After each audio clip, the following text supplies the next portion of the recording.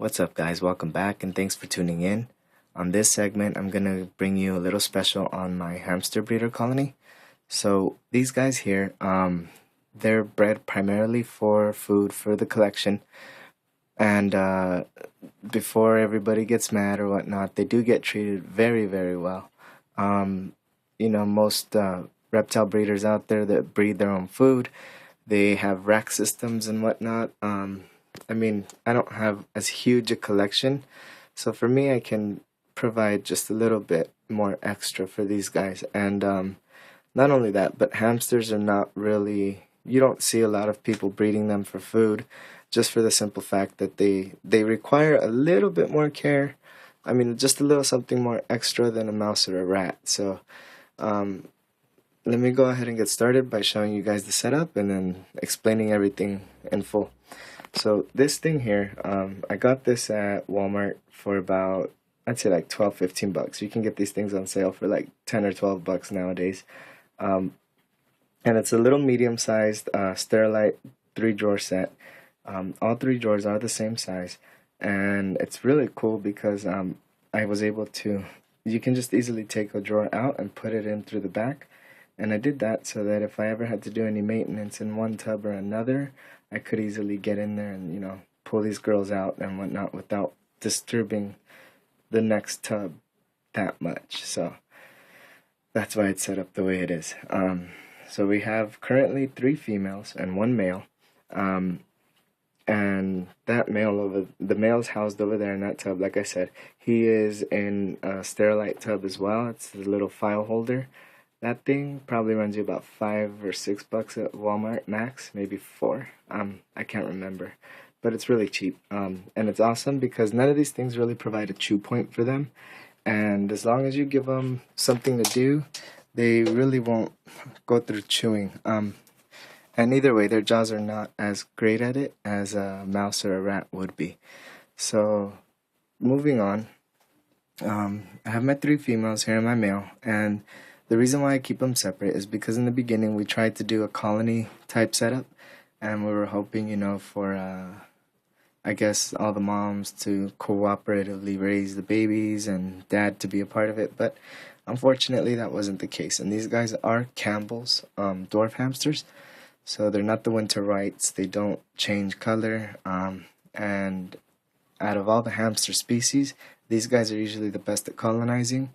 But of course it's better done when they're young and raised together, because if you try it like at adolescence or above, it's just rather difficult, as we found out, unfortunately, because we did lose 1 litter already. So that resulted in the separation. At first everybody was in there, and then everybody got separated after the massacre.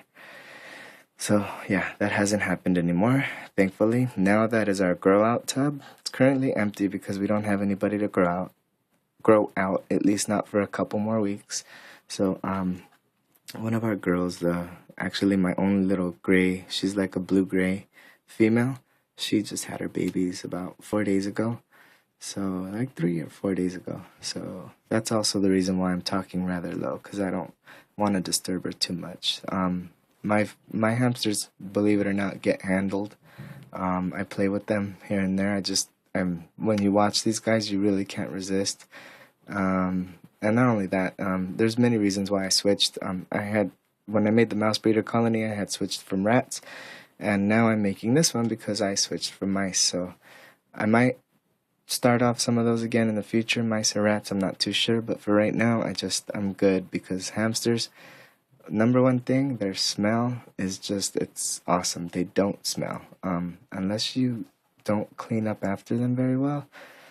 Seriously, it takes a lot to get your hamster cage to stink.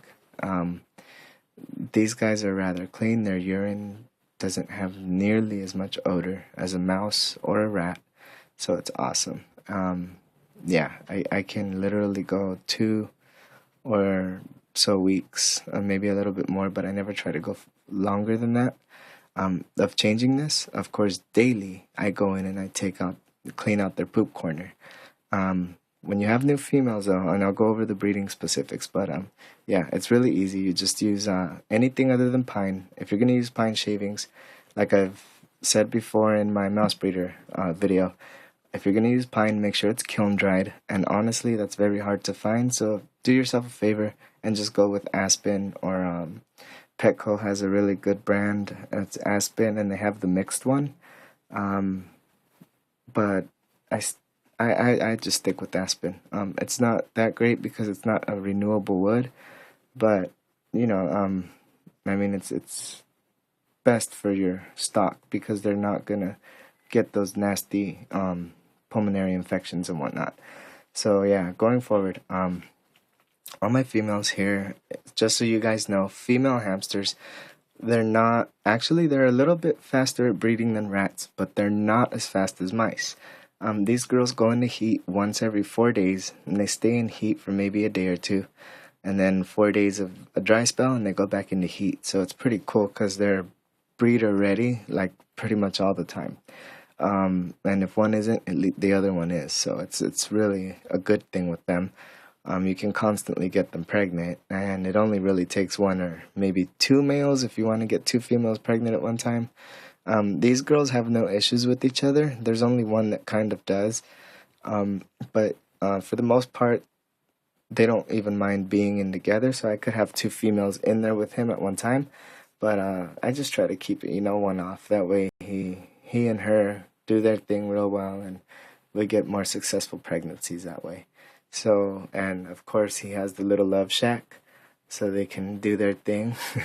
My females don't, but I mean, this is hardly ever disturbed. And they're all used to me. They all get handled. They don't bite. I love to play with these guys, let them run around. So they actually know my smell and my voice, so they don't really trip out too bad on that. And if anything, they know if I'm in here, I'm usually throwing them a mealworm or a dog kibble.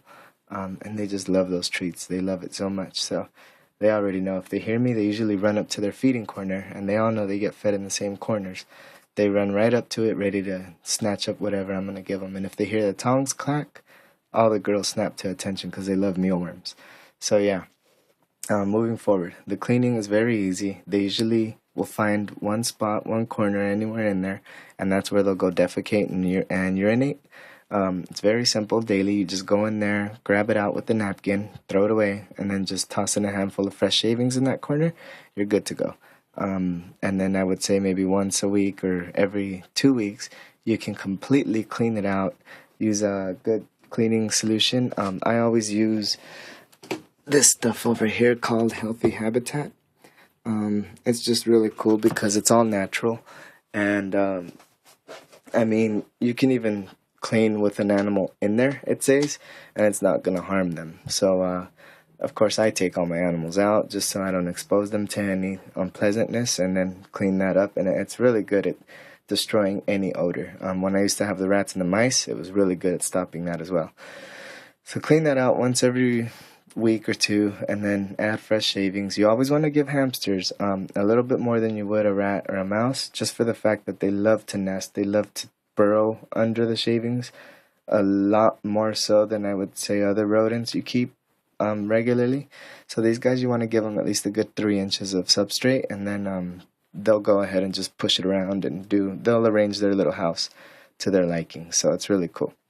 And then for hamsters, you definitely always want to have a wheel. At least that's in my opinion, and a lot of other hamster keepers I'm sure would say the same. You definitely want to always have a wheel for them, because these guys, I think they were able to record one time on a wheel, on average, they can run 8 to like 13 miles in a wheel a night, and it actually helps them from getting bored. They don't chew through things a lot, and not only that, hamsters are a lot more prone to tumors than mice or rats, so you definitely want to give them exercise and give them a good healthy diet. That way you have just less fat buildup, and their glands don't start popping up with tumors everywhere. It's just a really nasty thing, and they die a horrible death. So, I would say that's even more horrible than dying from being eaten by a snake. And you can just imagine how bad either one would be, right? So, to avoid that, it's best to just give them a wheel. Let them exercise. So, everybody has one. 1, 2, 3, 4, and then I don't normally have one in the grow out tank, just for the fact that and like I said, I'm sorry to the sensitive folks out there on this issue, but they don't normally stay around long enough, so there's no real need for a wheel in there. Yeah, I am gonna get one though, just because I don't want to be mean, because I just heard myself and that did kind of sound kind of mean. So yeah, I'll be buying a wheel and I'll be making an update on that soon. So please, nobody be mad. There will be a wheel in there. And going on another tangent, all your mice, as far as the diets, they get this seed diet, and I go around to my local pet shops. They usually all make their own mixtures from various different hamster foods, rodent foods, and even some of them mix bird seed in there. And it's really good because these guys love a varied diet, and I always go to like 2 or 3 stores. I just get like $1 or $2 worth of it, and then I mix it all together, and I get like a super mix for my hamsters, and they love the stuff. So always give them that, and they also get these well, they're my mouse and rat blocks, as you see down there. They're like those little laboratory blocks or whatever. I just get those from Walmart or whatnot. It's like fully complete nutrition or whatever. So I throw a couple of those in there with the seeds, and they just go to town on everything. Hamsters are also, like I did with my mice, these guys get live insects just for extra protein boosts, and they also get high protein dog food, so they'll get a couple kibbles here and there. Especially for the females, you'd always want to have them pregnant and nursing females. You want to make sure that they get enough protein so that they feel strong enough to support all their babies. That way you get maximum yield and you don't have her killing off any babies or feeling stressed out, or in turn she doesn't get all nasty on you because she's getting eaten away. So you definitely want to provide them with the extra protein. Now, moving over here, you can see my female. She's over there nesting right now with her babies and kind of covering them up.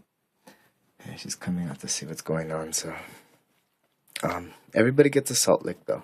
In addition to their food, everybody gets a salt lick. That little mineral lick there. And the only reason why, well, I'm not really too keen right now on the scientific reason why, but they just require it. So, I'm sure it's with all their health or whatnot, so everybody has one, including the male. And then their water bottles, you always want to clean that out. I try to freshen it up once every day or two. That way they don't have stale water just sitting in there. And, gestation period for a female once she's pregnant is about 16 to all the way up to 30 days. But on average, it's 16 to 20. So you'll have babies that fast. If you catch her on her heat, that takes about 4 days, then 16 days, and 20 days you have babies.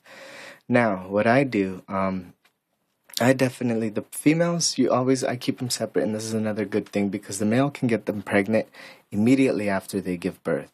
So that means you have mom now nursing a bunch of babies, and she became immediately pregnant again, and it's just a horrible strain on the females. I don't know.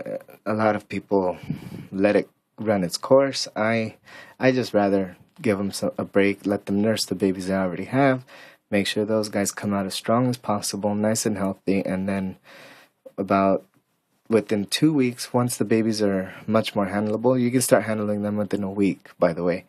But just be careful. Don't do it before then because mom will kill them if she smells you on them. So you don't want to mess with them. And the first couple days, just try to stay away, period. That way you can give mom time to get acclimated and she doesn't get stressed out and kill the babies. So I know I'm throwing a bunch of information at you guys, but I'm trying to keep this within 15 minutes, so I got about 50 seconds to go.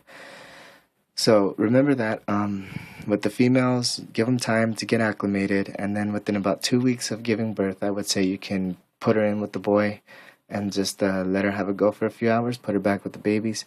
I've done that successfully, and she doesn't trip out. She doesn't mess with them at all, as long as you don't go touching all her shavings in there. But it's a good time to try to get in there and clean her bathroom corner, because for the first week, like I said, you don't want to mess with anything. You just want to feed her, give her some treats, and that's about it. Make sure she has enough protein and water. Minimal as possible activity. And that way they all get a break and you have some happy, healthy babies. So with that, guys, I hope you took away some good information. If you have any questions, concerns, please drop a comment, message me, anything, and I'll do my best to get right back to you. I usually reply within a day. Take it easy. God bless.